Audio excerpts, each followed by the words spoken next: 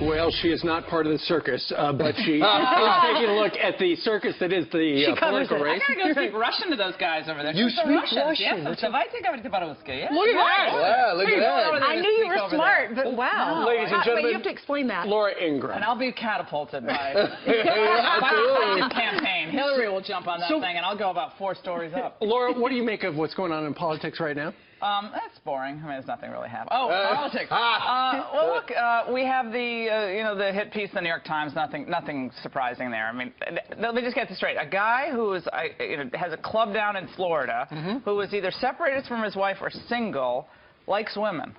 Ooh, so now the New York Times, that's page. And like, okay, sweetheart, if you don't like the jet, don't go on the jet. You know, it's like, I'm sorry, but like, people know what time it is. Meanwhile, Bill Clinton actually raped Juanita Broderick. Hillary Clinton set about to destroy the reputations of women. I tell everybody who's watching right now, go back and read Christopher Hitchens' piece, The Case Against Hillary Clinton, that he wrote, the late Christopher Hitchens, in 2008. I just tweeted it out. It is more relevant today than it was in 2008 to read what the Clintons did, the whole family drama, using state troopers to facilitate trysts. Everything she did to defame and destroy these women who were either, as Juanita, raped or these other people abused by her husband. I mean, and we're talking about like a guy who's like, oh, he kissed me on the lips, and it was, what? I mean, it's just like the most ridiculous. It's laughable. It is absolutely laughable. I want to go back to the Trump article in the New York Times because I want to get your reaction to this. We interviewed one of the girls that was quoted in the article.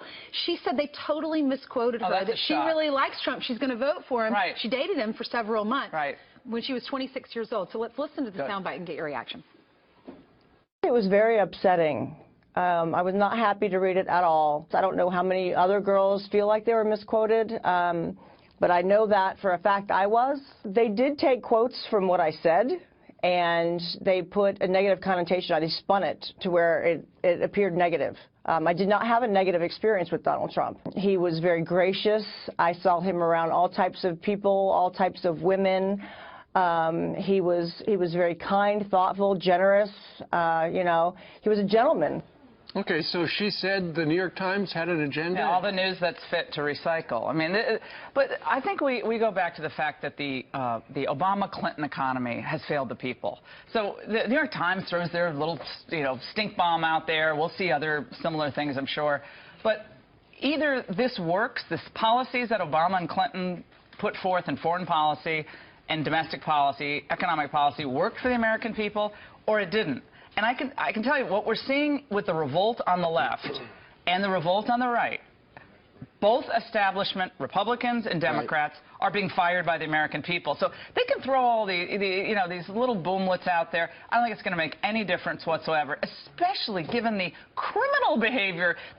Bill Clinton was impeached for lying under oath, perjury, a federal investigation going on against Hillary right now. That was only about sex. No, it wasn't. That's what they say. As Christopher Hitchens pointed out, it was actually about women and how he treated women and his answers to those questions. Again, I urge everyone to go back and read that piece, The Case Against Hillary Clinton from 2008, written by Christopher Hitchens, no right-wing conservative, by the way. You know what's just fascinating right now is that they're trying to put Donald Trump in a category like they do all Republicans. They're only a party for the rich. They want to hurt the poor when it comes to entitlements. And he goes, no, I want to leave Social Security alone. With minimum wage, I'm not really sure. Maybe I would raise it up. So it's really making it tough to attack him because he seems to be a guy who says, I want to do what gets things done. People think Washington is corrupt, and it is.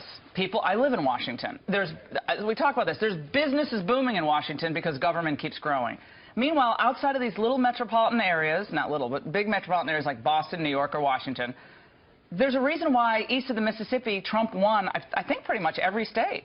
People are really hurting. This isn't working.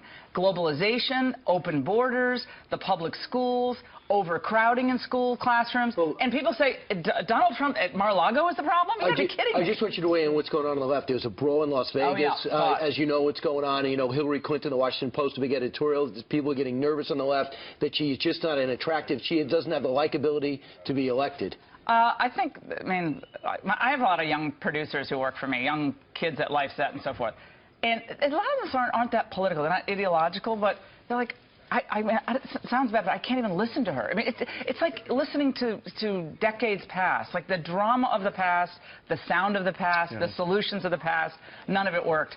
I think what happened in Nebraska with Ben Sass and what happened in Nevada with the Democrats and the cops. I think it tells you a lot about the anger and fury of the American people. You are right about that. Read about it over at lifeset.com. And Laura Ingraham, we're going to, Great to see you guys. Fox News contributor. Thank you so much. I won't be on tomorrow because I'm on today. Oh, in person. I know. Isn't that fun? Good to see you guys. Thank you.